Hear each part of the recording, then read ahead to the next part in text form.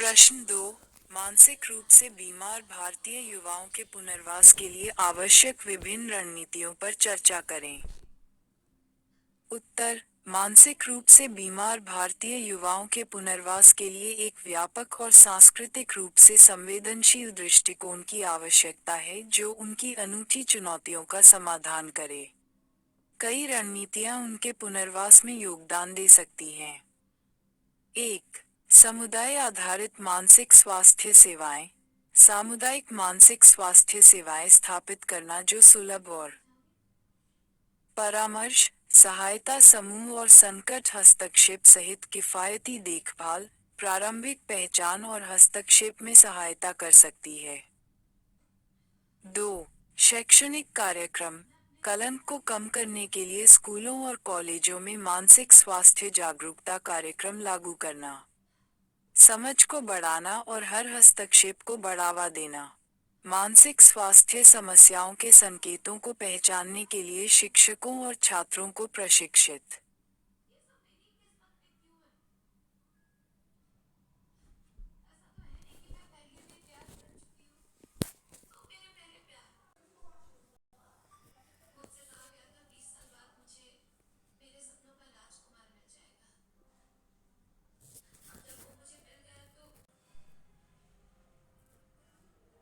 व्यावसायिक मानसिक स्वास्थ्य युवाओं को प्रोत्साहित करने के लिए सहायता, व्यावसायिक प्रशिक्षण कार्यक्रम और रोजगार सहायता सेवाएं प्रदान करने से मानसिक रूप से बीमार युवाओं को कौशल प्राप्त करने और कार्यबल में एकीकृत होने, स्वतंत्रता और आत्मसम्मान को बढ़ावा देने के लिए सशक्त बनाया जा सकता है।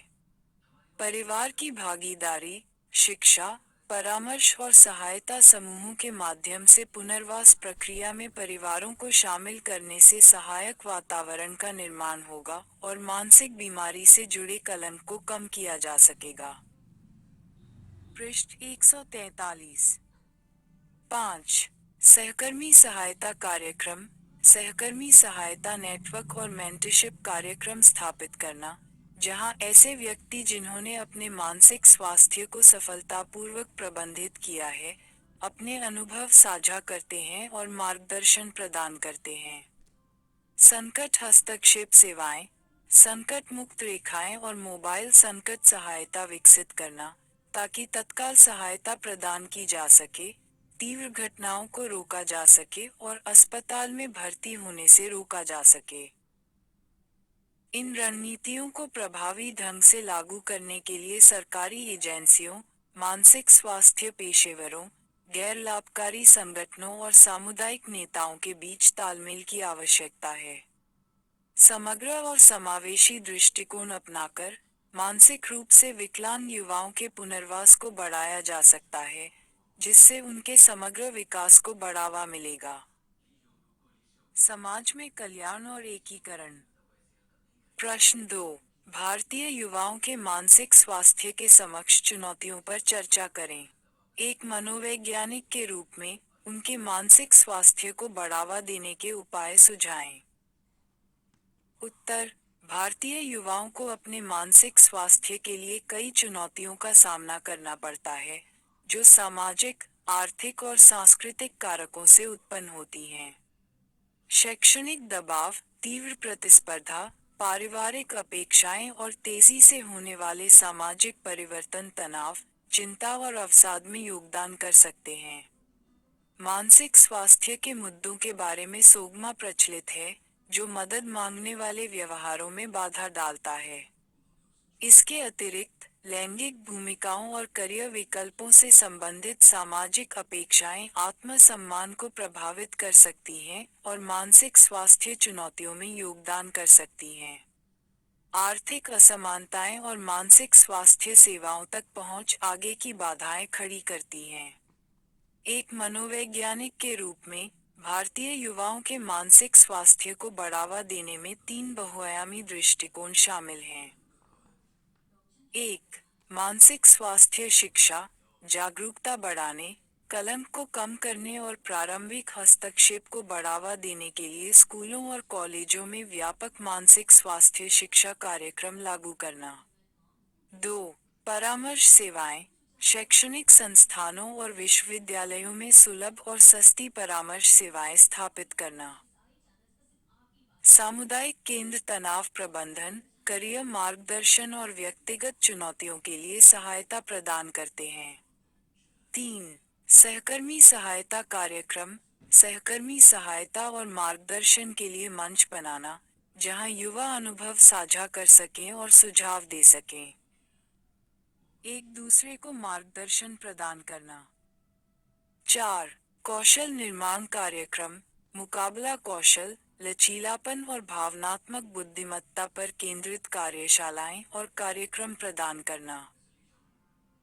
युवाओं को चुनौतियों का प्रभावी ढंग से सामना करने के लिए उपकरणों से लैस करना। पारिवारिक भागीदारी, मानसिक स्वास्थ्य के बारे में बच्चों के बीच खुले संचार को प्रोत्साहित करना, माता पिता को अपने बच्चों का समर्थन करने के लिए संसाधन उपलब्ध कराना और उपचारात्मक प्रक्रिया में परिवारों को शामिल करना। भारतीय युवाओं में मानसिक स्वास्थ्य चुनौतियों से निपटने के लिए शैक्षिकी, सामाजिक और आर्थिक विकास सहित व्यापक और सहयोगात्मक प्रयास की आवश्यकता है। प्रतिस्थापन, समुदाय, परिवार और मानसिक स्वास्थ्य पेशेवर जागरूकता, सहायता सेवाओं और सांस्कृतिक संवेदनशीलता को मिलाकर मनोवैज्ञानिक भारत में युवाओं के लिए एक स्वस्थ मानसिक वातावरण को बढ़ावा देने में योगदान दे सकते हैं। प्रश्न।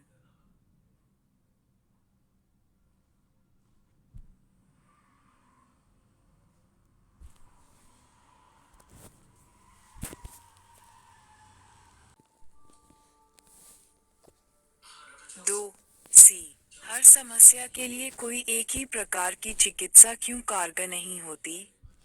इसका उत्तर एक उदार दृष्टिकोण कैसे हो सकता है? 20। उत्तर, व्यक्तिगत अनुभवों, व्यक्तित्वों और परिस्थितियों की अंतर्निहित जटिलता और विशिष्टता के कारण हर समस्या के लिए कोई भी एक प्रकार की चिकित्सा सार्वभौमिक रूप से प्रभावी नहीं है। प्रत्येक चिकित्सीय दृष्टिकोण की अपनी ताकत, प्रतिक्रियाएं और प्रयोज्यता के क्षेत्र होते हैं, जिससे सभी के लिए एक निश्चित समाधान खोजना चुनौतीपूर्ण हो जाता है। मानव अनुभवों की विविधता और विविध चिकित्सीय हस्तक्षेपों की आवश्यकता में कई कारक योगदान करते हैं। 1. मुद्दों की विविधता। व्यक्ति कई तरह की समस्याओं के लिए थेरेपी की तलाश करते हैं, जिनमें चिंता, अवसाद, आघात, रिश्ते की समस्याएं और लत आदि शामिल हैं। प्रत्येक समस्या के अपने अंतर्निहित कारण, गतिशीलता और जटिलताएं होती हैं, जिसके लिए प्रभावी हस्तक्षेप के लिए अनुकूलित दृष्टिकोण की आवश्यकता होती है। 2. व्यक्तिगत अंतर।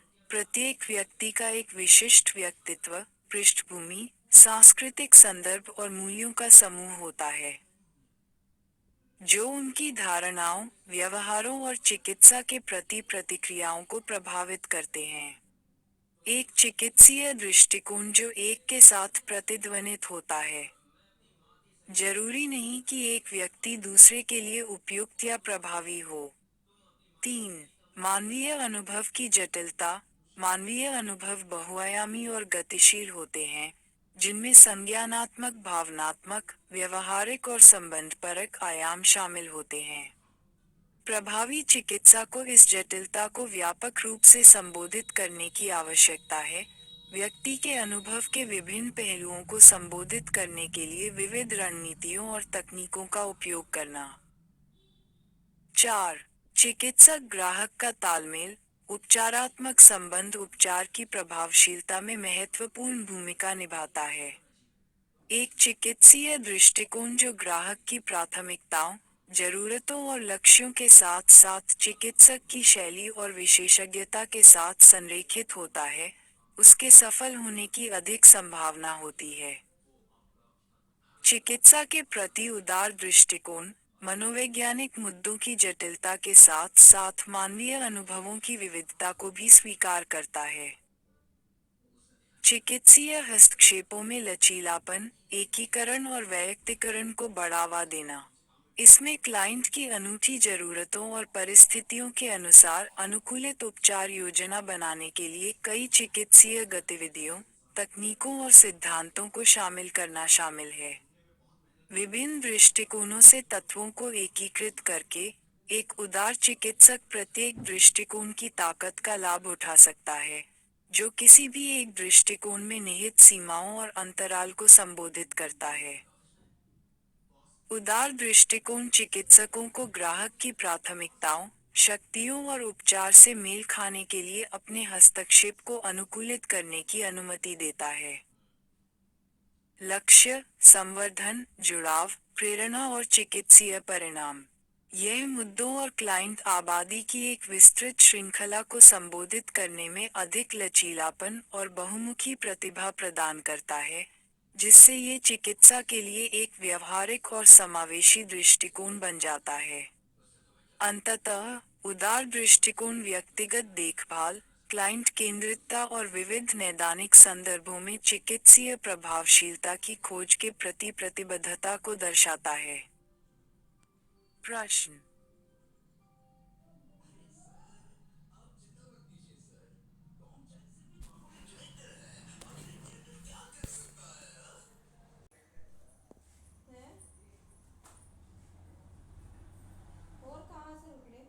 के उत्तर लगभग 150 शब्दों में दीजिए।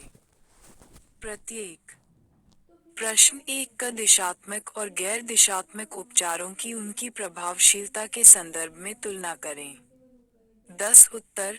दिशात्मक और गैर दिशात्मक उपचार मनोचिकित्सा में दो विपरीत दृष्टिकोणों का प्रतिनिधित्व करते हैं, जिनमें से प्रत्येक का अपना सेट है। सिद्धांतों और मान्यताओं का। 1. दिशात्मक चिकित्सा। पेपर 2 खंडे। अचेतन प्रक्रियाएं, अनसुलझे संघर्ष और पिछले अनुभवों का उपयोग मनोवैज्ञानिक मुद्दों के मूल कारणों में अंतर्दृष्टि प्राप्त करने के लिए किया जाता है। बी. प्रभावशीलता। दिशात्मक उपचारों की प्रभावशीलता भिन्न हो सकती है, और उनके प्रभाव को अक्सर वस्तुनिष्ठ रूप से मापना मुश्किल होता है। कुछ अध्ययनों से पता चलता है कि ये उपचार कुछ व्यक्तियों के लिए फायदेमंद हो सकते हैं।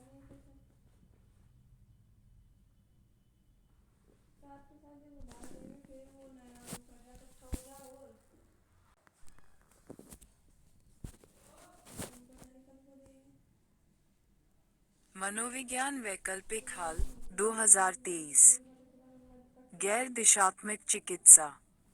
पृष्ठ 15। ए. परिभाषा। गैर दिशात्मक उपचार, जैसे संज्ञानात्मक व्यवहार चिकित्सा (सीबीटी) और समाधान केंद्रित संक्षिप्त चिकित्सा, लक्ष्य उन्मुख हैं और विचार और व्यवहार के बदलते पैटर्न पर केंद्रित हैं। ये उपचार वर्तमान और भविष्य पर अधिक केंद्रित हैं, जो समस्या समाधान के लिए व्यवहारिक रणनीतियों पर जोर देते हैं। बी. प्रभावशीलता। गैर दिशात्मक उपचारों ने प्रभावशीलता का प्रदर्शन किया है, जिसे अक्सर अनुभवजन्य शोध द्वारा समर्थित किया जाता है। उदाहरण के लिए, सीबीटी के पास पर्याप्त साक्ष्य आधार है और इसकी संरचित और लक्ष्य उन्मुख प्रकृति के कारण इसे विभिन्न मानसिक स्वास्थ्य मुद्दों के लिए व्यापक रूप से उपयोग किया जाता है। सारांश: जबकि दिशात्मक उपचार अंतर्दृष्टि और आत्म अन्वेषण चाहने वाले कुछ व्यक्तियों के लिए मूल्यवान हो सकते हैं, गैर दिशात्मक उपचारों ने विशिष्ट मुद्दों को संबोधित करने और ठोस चिकित्सीय लक्ष्यों को प्राप्त करने के लिए अधिक सुसंगत अनुभवजन्य समर्थन दिखाया है। किसी भी चिकित्सा की प्रभावशीलता व्यक्ति की प्राथमिकताओं, विशेषताओं और उनके प्रस्तुतिकरण संगीत की प्रकृति पर भी निर्भर हो सकती है। प्रश्न 1. सिजोफ्रेनिया के सकारात्मक और नकारात्मक लक्षणों का तुलनात्मक विश्लेषण करें। 10 उत्तर। सिजोफ्रेनिया एक गंभीर मानसिक विकार है, जिसके लक्षण कई प्रकार के होते हैं, जिन्हें मोटे तौर में वर्गीकृत किया जा सकता है। सकारात्मक REBT, एल्बर्ट एल्स द्वारा विकसित संज्ञानात्मक व्यवहार थेरेपी का एक रूप है, ये संज्ञानात्मक व्यवहार थेरेपी पर आधारित है। इस आधार पर कि व्यक्ति की भावनात्मक और व्यवहारिक प्रतिक्रियाएं उनके विश्वासों, विचारों, घटनाओं की व्याख्याओं से स्पष्ट रूप से प्रभावित होती हैं। आरईबीटी अधिक तर्कसंगत सोच और बेहतर भावनात्मक प्रतिक्रियाओं को बढ़ावा देने के लिए तर्कहीन विश्वासों की पहचान करने और उन्हें चुनौती देने पर जोर देता है। आरईबीटी की प्रमुख अवधारणाएं। 1. ABC model. ए. सक्रिय करने वाली घटना, स्टिमल या आंतरिक स्थिति। बी. घटना के बारे में बेबेफ की व्यक्तिगत व्याख्याएं और विचार। सी. परिणाम, भावनात्मक और व्यवहारिक प्रतिक्रियाएं। 1. तर्कहीन विश्वास। एलिस ने कई तर्कहीन विश्वासों की पहचान की, जिनमें मांग, इस बात पर जोर देना कि चीजें एक निश्चित तरीके से होनी चाहिए, आपदाग्रस्त होना, स्थितियों को अत्यधिक नकारात्मक रूप में देखना, और कम निराशा सहिष्णुता, यह मानना कि कोई कठिन परिस्थितियों को बर्दाश्त नहीं कर सकता। 2. तर्कहीन विश्वासों पर विवाद करना। आरईबीटी व्यक्तियों को तर्कपूर्ण तर्क और साक्ष्य आधारित तर्कों के माध्यम से अपने तर्कहीन विश्वासों को चुनौती देने और उन पर विवाद करने के लिए प्रोत्साहित करता है। इससे तर्कहीन विचारों को अधिक तर्कसंगत और रचनात्मक विचारों में बदलने में मदद मिलती है। विश्वास। आरईबीटी के अनुप्रयोग। 1. चिकित्सीय सेटिंग। आरईबीटी का व्यापक रूप से नैदानिक सेटिंग्स में विभिन्न मानसिक स्वास्थ्य मुद्दों के इलाज के लिए उपयोग किया जाता है, जिसमें चिंता भी शामिल है। विकार, अवसाद और क्रोध प्रबंधन। चिकित्सक तर्कहीन विश्वासों की पहचान करने और उन्हें फिर से परिभाषित करने के लिए ग्राहकों के साथ काम करते हैं। 2. शैक्षिकी सेटिंग्स। आरईबीटी सिद्धांतों को शैक्षिकी सेटिंग्स में लागू किया जाता है ताकि छात्रों को अधिक अनुकूल सोच पैटर्न विकसित करने, तनाव से निपटने और शैक्षणिक प्रदर्शन को बढ़ाने में मदद मिल सके। 3. कार्यस्थल, संगठनात्मक सेटिंग्स में आरईबीटी का उपयोग तनाव प्रबंधन, संघर्ष समाधान और कर्मचारी कल्याण में सुधार के लिए किया जा सकता है। यह व्यक्तियों को लचीलापन विकसित करने और कार्यस्थल की चुनौतियों का सामना करने में मदद करता है। आरईबीटी का ध्यान वैश्विक मान्यताओं को बदलने और तर्कसंगत सोच को बढ़ावा देने पर है, जो इसे एक बहुमुखी और प्रभावी चिकित्सीय दृष्टिकोण बनाता है। व्यापक संदर्भ में इसका अनुप्रयोग नैदानिक सेटिंग्स से आगे बढ़कर शैक्षणिक, कार्यस्थल और निवारक हस्तक्षेपों तक फैला हुआ है। भावनात्मक कल्याण के लिए संज्ञानात्मक पुनर्गठन के महत्व पर बल दिया गया।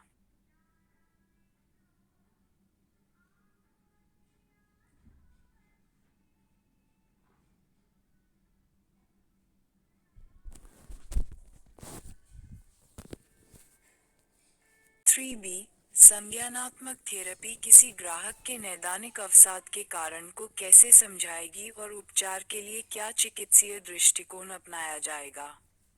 15. उत्तर, संज्ञानात्मक चिकित्सा, जिसे संज्ञानात्मक व्यवहार संबंधी थेरेपी (सीबीटी) के रूप में भी जाना जाता है, नैदानिक अवसाद को समझने और उसका इलाज करने के लिए एक व्यापक रूपरेखा प्रदान करती है। कॉग्रेव सिद्धांत के अनुसार, अवसाद अक्सर सोच, व्यवहार और भावना के मेटाडेक्टिव पैटर्न द्वारा बनाए रखा जाता है या बढ़ाया जाता है। यहाँ बताया गया है कि संज्ञानात्मक चिकित्सा नैदानिक अवसाद के कारण और इसके कारणों को कैसे समझाएगी। उपचार के लिए चिकित्सीय दृष्टिकोण। 1. संज्ञानात्मक विकृतियाँ। संज्ञानात्मक थेरेपी पोस्ट करती है कि अवसाद से ग्रस्त व्यक्ति अक्सर संज्ञानात्मक विकृतियों में संलग्न होते हैं। दोषपूर्ण सोच पैटर्न, जो उनके अवसादग्रस्त लक्षणों में योगदान करते हैं। इन विकृतियों में नकारात्मक स्वचालित विचार, जैसे महिलाएं, एवजेनरेशन जेग शामिल हैं। हमेशा लंबा और विनाशकारी तेग, चलो इनका। दुनिया। अवसाद से संबंधित विश्वासों में मूल्यहीनता, असहायता और निराशा से संबंधित विश्वास शामिल हैं। 3. संज्ञानात्मक त्रय। संज्ञानात्मक चिकित्सा संज्ञानात्मक त्रय पर भी प्रकाश डालती है, जिसमें स्वयं, दुनिया और भविष्य के बारे में नकारात्मक विचार शामिल होते हैं। अवसादग्रस्त व्यक्ति खुद को अपर्याप्त, दुनिया को शत्रुतापूर्ण या अनिश्चित, और भविष्य को अंधकार में या निराशाजनक मानते हैं। 2. नकारात्मक मूल विश्वास। इन संज्ञानात्मक विकृतियों के पीछे ओनसेट, द वॉर्ड और ट्यूटर्स के बारे में नेगेटिव कोर बेतियां हैं। ये विश्वास शुरुआती अनुभवों, नामा या सोच के सीखे हुए पैटर्न से उत्पन्न हो सकते हैं। आम नकारात्मक सह चिकित्सीय दृष्टिकोण। 1. संज्ञानात्मक पुनर्गठन। अवसाद के लिए संज्ञानात्मक चिकित्सा में प्राथमिक चिकित्सीय तकनीक संज्ञानात्मक पुनर्गठन है। इसमें नकारात्मक स्वचालित विचारों, संज्ञानात्मक विकृतियों और नकारात्मक मूल विचारों को पहचानना और चुनौती देना शामिल है। ग्राहक वास्तविक जीवन की चुनौतियों और तनावों को दूर करने के लिए अधिक संतुलित, यथार्थवादी और अनुकूली सोच पैटर्न कौशल के साथ संज्ञानात्मक विचारों को पहचानना और उनका जवाब देना सीखते हैं, जो अवसाद में योगदान करते हैं। 2. समस्या समाधान कौशल। ग्राहक अपने अवसादग्रस्त लक्षणों के लिए समस्या समाधान सीखते हैं। वे विशिष्ट प्रतिरूपों की पहचान करते हैं, संभावित समाधान उत्पन्न करते हैं, प्रत्येक समाधान के पक्ष और विपक्ष का मूल्यांकन करते हैं, और कठिनाइयों को हल करने या उनसे निपटने के लिए प्रभावी रणनीतियों को लागू करते हैं। 3. रिलैप्स की रोकथाम। संज्ञानात्मक चिकित्सा अवसादग्रस्त लक्षणों की पुनरावृत्ति को रोकने और उन्हें नियंत्रित रखने में मदद करने के लिए रिलैप्स की रोकथाम रणनीतियों पर जोर देती है। ग्राहक मुकाबला करने के कौशल, आत्म-निगरानी तकनीक और अवसाद के प्रारंभिक लक्षणों की पहचान करने और प्रभावी रोकथाम रणनीतियों को लागू करने के लिए रोकथाम योजना। कुल मिलाकर, संज्ञानात्मक चिकित्सा नैदानिक अवसाद को समझने और उसका इलाज करने के लिए एक संरचित और साक्ष्य आधारित दृष्टिकोण प्रदान करती है, जो कि अनुपयुक्त सोच पैटर्न, व्यवहार और भावनात्मक प्रतिक्रियाओं को लक्षित करती है। नकारात्मक संज्ञानात्मक पैटर्न से निपटने और अनुकूली मुकाबला कौशल विकसित करने से, ग्राहक अपने मूड, कामकाज और व्यवहार में महत्वपूर्ण सुधार देख सकते हैं। प्रश्न 3. शोध के आलोक में, उन तरीकों पर चर्चा करें जिनसे सामाजिक संघर्षों को हल किया जा सकता है।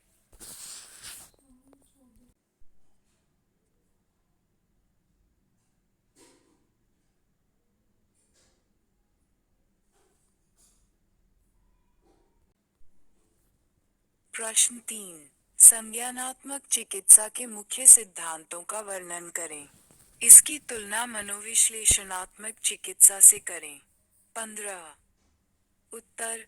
Aaron T. बेक द्वारा विकसित संज्ञानात्मक थेरेपी, संज्ञानात्मक पर आधारित एक व्यापक रूप से प्रचलित चिकित्सीय दृष्टिकोण है। व्यवहार मॉडल। इसके मुख्य सिद्धांत भावनात्मक संकट को कम करने और लोगों के व्यवहार में बदलाव को बढ़ावा देने के लिए अनुपयुक्त विचार पैटर्न की पहचान करने और उन्हें चुनौती देने पर ध्यान केंद्रित करते हैं। इसके विपरीत, सिगमंड फ्रॉइड द्वारा अग्रणी मनोविश्लेषणात्मक चिकित्सा, मनोवैज्ञानिक मुद्दों की जड़ों को उजागर करने के लिए अचेतन संघर्षों और प्रारंभिक जीवन के अनुभवों में गहराई से जाती है। 1. संज्ञानात्मक थेरेपी। संज्ञानात्मक पुनर्गठन। संज्ञानात्मक चिकित्सा का केंद्र संज्ञानात्मक पुनर्गठन की अवधारणा है, जिसमें पहचान करना शामिल है और भावनात्मक संकट में योगदान देने वाले नकारात्मक विचार पैटर्न को बदलना। सहयोगात्मक दृष्टिकोण। चिकित्सक और ग्राहक संज्ञानात्मक विकृतियों की पहचान करने और उन्हें संबोधित करने के लिए सहयोगात्मक रूप से काम करते हैं। अपने स्वयं के उपचार प्रक्रिया में ग्राहक की सक्रिय भूमिका को बढ़ावा देना। लक्ष्य उन्मुख संज्ञानात्मक चिकित्सा लक्ष्य उन्मुख होती है, जो प्रगति को ट्रैक करने और सफलता को मापने के लिए विशिष्ट, प्राप्त करने योग्य लक्ष्यों की पहचान पर जोर देती है। 2. मनोविश्लेषणात्मक चिकित्सा। अचेतन मन मनोविश्लेषणात्मक चिकित्सा अचेतन मन पर ध्यान केंद्रित करती है, तथा ये पता लगाती है कि दमित स्मृतियां और अनसुलझे विवाद वर्तमान व्यवहार और भावनात्मक कल्याण को किस प्रकार प्रभावित करते हैं। मुक्त संगति और स्वप्न विश्लेषण। मुक्त संगति और स्वप्न विश्लेषण जैसी तकनीकों का उपयोग उजागर करने के लिए किया जाता है। छिपे हुए विचारों और भावनाओं को समझना, जिससे स्वयं को गहराई से समझने में मदद मिलती है। दीर्घकालिक प्रक्रिया। मनोविश्लेषणात्मक चिकित्सा में आमतौर पर दीर्घकालिक उपचार शामिल होता है, जिसका उद्देश्य व्यापक उपचार प्राप्त करना होता है। आत्म जागरूकता के माध्यम से व्यक्तित्व परिवर्तन। जबकि संज्ञानात्मक चिकित्सा और मनोविश्लेषणात्मक चिकित्सा दोनों का उद्देश्य मनोवैज्ञानिक कल्याण को बढ़ाना है, वे अपने दृष्टिकोण में भिन्न हैं। संज्ञानात्मक चिकित्सा का सचेत विचार पैटर्न और सहयोगी लक्ष्य निर्धारण पर जोर, मनोविश्लेषणात्मक चिकित्सा के अचेतन मन और गहरे बैठे, प्रारंभिक जीवन के अनुभवों की खोज पर ध्यान केंद्रित करने के विपरीत है। प्रत्येक दृष्टिकोण की अपनी ताकत है, और उनके बीच चुनाव अक्सर व्यक्ति की प्राथमिकताओं, लक्ष्यों और उनकी मनोवैज्ञानिक चुनौतियों की प्रकृति पर निर्भर करता। प्रश्न 5 का अचेतन उद्देश्यों को चेतन में लाने के लिए मनोविश्लेषक द्वारा उपयोग की जाने वाली विधियों पर चर्चा करें।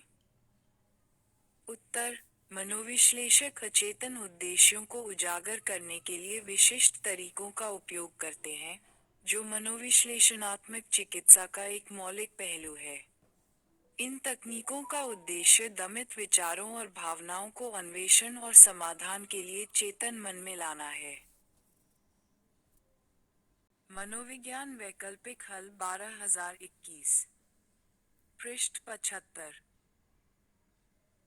1. मुक्त संगति चेंट बिना किसी सेंसरशिप के विचार व्यक्त करते हैं, जिससे मनोविश्लेषक को पैटर्न की पहचान करने और संगति के सहज प्रवाह का विश्लेषण करके बोगडन उद्देश्यों तक पहुंचने की अनुमति मिलती है।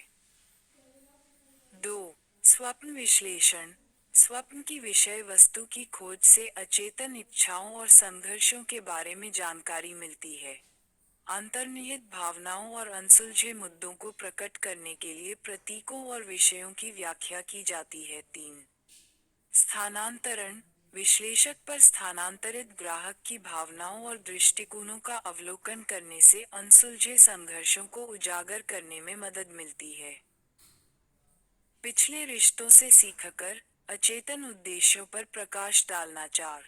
प्रतिरोध का विश्लेषण अनिच्छा या परहेज के रूप में प्रकट होने वाले प्रतिरोध की पहचान करना और उसका अन्वेषण करना, अचेतन सामग्री को प्रकट करने में मदद करता है।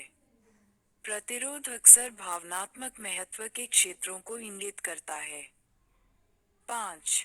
पूर्वानुमान तकनीक रोशाक इंकब्लॉट परीक्षण जैसी विधियां ग्राहकों को उनके अचेतन विचारों को अस्पष्ट उत्तेजनाओं पर प्रक्षेपित करने की अनुमति देती हैं, जिससे छिपे हुए उद्देश्यों के बारे में सुराग मिलते हैं। मनोविश्लेषक अचेतन उद्देश्यों को चेतन जागरूकता में लाने के लिए मुक्त संगति, स्वप्न विश्लेषण, स्थानांतरण, प्रतिरोध का विश्लेषण और प्रक्षेपी तकनीकों सहित कई विधियों का उपयोग करते हैं। ये तकनीकें मानस की गहन खोज की सुविधा प्रदान करती हैं, जिससे व्यक्ति अनसुलझे संघर्षों और भावनाओं के बारे में जानकारी प्राप्त करने में सक्षम होते हैं। 054 पर्यावरण 02 आधुनिक मनोविश्लेषणात्मक चिकित्सा के विशिष्ट पहलुओं पर चर्चा करें। यह विभिन्न प्रकार के उपचार में कैसे सहायक हो सकता है। विकारों की श्रृंखला 15। आधुनिक मनोविश्लेषणात्मक चिकित्सा में कई विशिष्ट पहलू शामिल हैं, जो इसे पारंपरिक मनोविश्लेषणात्मक चिकित्सा से अलग करते हैं। इन पहलुओं में शामिल हैं: एक समय सीमित फोकस। पारंपरिक मनोविश्लेषण के विपरीत, आधुनिक मनोचिकित्सा चिकित्सा आमतौर पर समय सीमित होती है, जिसमें वर्तमान लक्षणों और मुद्दों को संबोधित करने पर ध्यान केंद्रित करती है, न कि किसी गहरे अचेतन संघर्षों की खोज करने पर। विस्तारित पेटिबो 2। पारस्परिक फोकस।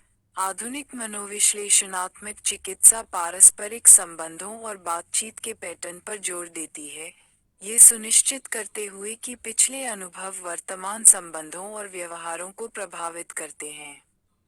चिकित्सक संबंधों की गतिशीलता का पता लगाने और दूसरों के साथ व्यवहार करने के स्वस्थ तरीके विकसित करने के लिए प्रतिभागियों के साथ मिलकर काम करते हैं। 3। लचीलापन और अनुकूलनशीलता। रोडॉन साइकोडायनेमिक थेरेपी में चिकित्सक अपने दृष्टिकोण में अधिक लचीले और अनुकूलनशील होते हैं, प्रत्येक ग्राहक की व्यक्तिगत आवश्यकताओं और प्राथमिकताओं को पूरा करने के लिए हस्तक्षेप को अनुकूलित करते हैं। 4। सशक्तिकरण और एजेंसी। आधुनिक मनोविश्लेषणात्मक चिकित्सा ग्राहकों के सशक्तिकरण और उनकी भावनाओं, रिश्तों और जीवन परिस्थितियों के प्रबंधन में स्वामित्व, गोपनीयता और एजेंसी की खेती पर जोर देती है। मनोवैज्ञानिक उपचार विभिन्न प्रकार के विकारों के उपचार में सहायक हो सकता है, क्योंकि यह अंतर्निहित मनोवैज्ञानिक प्रक्रियाओं और लक्षणों में योगदान देने वाले संबंधपरक पैटर्न को संबोधित करता है। उदाहरण के लिए, 1. मूड विकार, अवसाद या चिंता में योगदान देने वाली असंयमित भावनाओं और व्यक्तिगत गतिशीलता की खोज करके। 2. व्यक्तित्व विकार, मनोगतिक चिकित्सा व्यक्तित्व विकार वाले व्यक्तियों को सोचने, समझने और दूसरों के साथ व्यवहार करने के समग्र पैटर्न को समझने और संशोधित करने में मदद कर सकती है, जिससे बेहतर पारस्परिक कार्यप्रणाली और स्थिरता प्राप्त होती है। 3. आघात और पीटीएसडी। पेचोडायनेमिक थेरेपी व्यक्तियों को दर्दनाक अनुभवों को संसाधित करने, वर्तमान कार्यप्रणाली पर आघात के प्रभाव को समझने और ट्रिगर्स और तनाव कम करने वाली भावनाओं से निपटने के अनुकूल तरीके विकसित करने में मदद कर सकती है। कुल मिलाकर, नोडन साइकोडायनेमिक थेरेपी मनोवैज्ञानिक विकारों को समझने और उनका इलाज करने के लिए एक व्यापक और एकीकृत दृष्टिकोण प्रदान करती है, जो मानसिक स्वास्थ्य को प्राप्त करने में आत्म जागरूकता, संबंधपरक गतिशीलता और व्यक्तिगत विकास के महत्व पर जोर देती है। एस्ट्रोग थेंज और वीबिंग। प्रश्न 3C। क्या प्रभावी शिक्षण अधिगम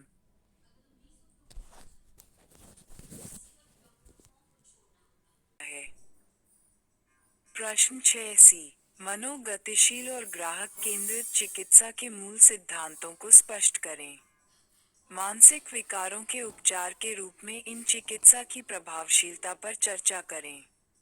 20। उत्तर: मनोगतिशील चिकित्सा। वैकल्पिक हल 2020। पृष्ठ 105। मूल सिद्धांत। 1. अचेतन मन। मनोगतिशील चिकित्सा का मानना है कि अचेतन विचार, भावनाएं और यादें व्यवहार और भावनात्मक अनुभवों को प्रभावित करती हैं। इस चिकित्सा का उद्देश्य मनोवैज्ञानिक संकट को कम करने और व्यक्तिगत विकास को बढ़ावा देने के लिए इन अचेतन प्रक्रियाओं को जागरूकता में लाना है। 2. गतिशील अंतःक्रिया। थिन थेरेपी ग्राहक के प्रारंभिक जीवन के अनुभवों, विशेष रूप से बचपन के अनुभवों की खोज पर केंद्रित है। देखभाल करने वालों के साथ संबंधों को समझना, ये समझना कि अतीत की घटनाएं किस तरह से वर्तमान समय के बेहतर व्यवहार और संबंधों को आकार देती हैं। और क्लाइंट आवर्ती पैटर्न, अनसुलझे संघर्षों और रक्षा तंत्रों की पहचान करने के लिए एक साथ काम करते हैं। 3. चिकित्सीय संबंध। मनोगतिशील चिकित्सा का केंद्र चिकित्सीय संबंध है, जिसकी विशेषता विश्वास, सहानुभूति और सहयोग है। चिकित्सक क्लाइंट को अपने विचारों और भावनाओं का पता लगाने के लिए एक सुरक्षित और गैर निर्णयात्मक स्थान प्रदान करता है, जिससे अंतर्दृष्टि और आत्म जागरूकता की सुविधा मिलती है। ग्राहक केंद्रित चिकित्सा। मूल सिद्धांत। 1. बिना शर्त सकारात्मक सम्मान। ग्राहक केंद्रित थेरेपी ग्राहक के प्रति चिकित्सक की वास्तविक स्वीकृति और सहानुभूति पर जोर देती है, जिससे आत्म अन्वेषण और विकास के लिए एक सहायक और गैर निर्णयात्मक वातावरण बनता है। 2. क्लाइंट स्वायत्तता। ये थेरेपी चिकित्सीय प्रक्रिया में क्लाइंट की स्वायत्तता और आत्मनिर्देशन को प्राथमिकता देती है। चिकित्सक क्लाइंट के व्यक्तिपरक अनुभव का सम्मान करता है और उन्हें अपनी उपचार यात्रा में सक्रिय भूमिका निभाने के लिए प्रोत्साहित करता है। 3. वर्तमान क्षण पर जोर। क्लाइंट केंद्रित थेरेपी क्लाइंट के वर्तमान अनुभवों, भावनाओं और धारणाओं पर ध्यान केंद्रित करती है, न कि पिछले आघातों या अचेतन संघर्षों पर। चिकित्सक क्लाइंट पर ध्यान केंद्रित करता है, आत्म जागरूकता और व्यक्तिगत अंतर्दृष्टि को बढ़ावा देने के लिए उनके विचारों और भावनाओं को दर्शाता है। चिकित्सा की प्रभावशीलता। 1. मनोगतिशील थेरेपी। शोध से पता चलता है कि मनोगतिशील थेरेपी मानसिक स्वास्थ्य समस्याओं, विशेष रूप से अवसाद, चिंता और व्यक्तित्व विकारों के उपचार में प्रभावी हो सकती है। ये ग्राहकों को अचेतन पैटर्न के बारे में जानकारी प्राप्त करने और भावनात्मक चुनौतियों से निपटने के स्वस्थ तरीके विकसित करने में मदद करती है। 2. ग्राहक केंद्रित थेरेपी। ग्राहक केंद्रित थेरेपी आत्म स्वीकृति, व्यक्तित्व निर्माण को बढ़ावा देने में प्रभावी पाई गई है। विकास और भावनात्मक गीलापन। यह विशेष रूप से उन ग्राहकों के लिए फायदेमंद है जो सहायक और गैर निर्देशात्मक दृष्टिकोण चाहते हैं। थेरेपी उन्हें अपनी गति से अपने अनुभवों और स्थितियों का पता लगाने की अनुमति देती है। कुल मिलाकर, मनोगतिशील और ग्राहक केंद्रित दोनों ही थेरेपी मानसिक विकारों के इलाज के लिए मूल्यवान दृष्टिकोण प्रदान करती हैं, जिनकी प्रभावशीलता व्यक्तिगत ग्राहक की जरूरतों, प्राथमिकताओं और उपचारात्मक गुणों पर निर्भर करती है। चिकित्सीय संबंध और प्रक्रिया में ग्राहक की सक्रिय भागीदारी दोनों उपचारों में सकारात्मक परिणामों में योगदान देने वाले प्रमुख कारक हैं। प्रश्न 7।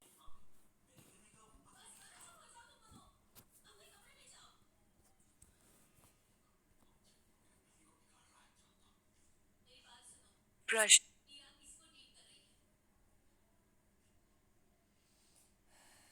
प्रश्न 1 सी। बायोफीडबैक थेरेपी की प्रकृति और महत्व की व्याख्या करें। 10। उत्तर। बायोफीडबैक थेरेपी एक चिकित्सीय दृष्टिकोण है जो शरीर में शारीरिक प्रक्रियाओं के बारे में वास्तविक समय की प्रतिक्रिया की निगरानी और प्रदान करने के लिए प्रौद्योगिकी का उपयोग करता है। इसका मुख्य उद्देश्य व्यक्तियों को सामान्य रूप से अनैच्छिक शारीरिक कार्यों पर स्वैच्छिक नियंत्रण प्राप्त करने के लिए सशक्त बनाना है। सामान्य शारीरिक उपायों में हृदय गति, मांसपेशियों में तनाव, त्वचा का तापमान और मस्तिष्क तरंग गतिविधि शामिल हैं। बायोफीडबैक थेरेपी की प्रकृति। बायोफीडबैक में शारीरिक मापदंडों को मापने के लिए शरीर से जुड़े सेंसर शामिल होते हैं। ये जानकारी तब व्यक्तियों को वास्तविक समय में प्रदर्शित की जाती है, जिससे उन्हें अपने शारीरिक प्रतिक्रियाओं का निरीक्षण करने और उनके बारे में जागरूकता प्राप्त करने की अनुमति मिलती है। इस जागरूकता के माध्यम से, व्यक्ति इन कार्यों को स्वयं विनियमित और नियंत्रित करना सीख सकते हैं। बायोफीडबैक थेरेपी का महत्व। 1. तनाव प्रबंधन। बायोफीडबैक का उपयोग अक्सर तनाव कम करने के लिए किया जाता है, जिससे व्यक्तियों को तनाव की शारीरिक अभिव्यक्तियों को पहचानने और नियंत्रित करने में मदद मिलती है, जैसे मांसपेशियों में तनाव और हृदय गति में वृद्धि। 2. दर्द प्रबंधन। यह व्यक्तियों को शारीरिक नियंत्रण सिखाकर पुरानी दर्द की स्थिति का प्रबंधन करने में प्रभावी है। दर्द से जुड़ी प्रतिक्रियाएं। 3. मनोवैज्ञानिक विकार। बायोफीडबैक चिंता विकारों और माइग्रेन जैसी स्थितियों के लिए उपचार का पूरक हो सकता है।